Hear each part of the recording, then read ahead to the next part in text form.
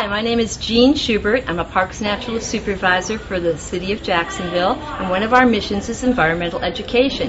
And that's what we did here at Castaway Island Preserve today. We did a program called Simply Snakes. Read about that bulky body, no rattles on the tail, and there's that equal hour triangle, three-sided triangle. I'm presenting this program also to our summer camps at our community centers because it's very important that people learn about snakes. A lot of people have undue fear about snakes, and snakes actually save our lives because, like the eastern indigo snake, can eat the venomous snakes. And whether you like snakes or not, I hope you would appreciate the work they do for you, because without snakes we wouldn't have cookies, and I'm a big fan of cookies myself.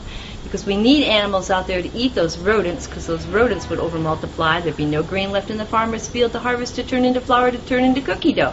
So snakes are good. You don't have to like them, but don't kill them. We have 6 species of venomous snakes in Florida. 5 are pit vipers, the 6th is the coral snake, and it's important to learn about them because they will be in the areas where children are going to play. We've got them throughout the city of Jacksonville. Snakes can live on the ground, underground, up in the trees, so they're everywhere except in the frozen areas of the Arctic and the Antarctic.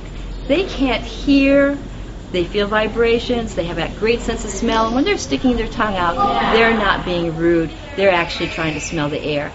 The environmental education programs that we have for the city of Jacksonville are all at no cost. We do school field trips also at no cost from pre-K through university level, and we do them at various park locations. At Castaway Island Preserve and Camp Milton Historic Preserve, which are part of our preservation property parks, there are buildings, so we have air-conditioned comfort for our programs. We really want kids to know to get outside. But we have over 84,000 acres of parkland in Jacksonville. It's the largest urban park system in the nation.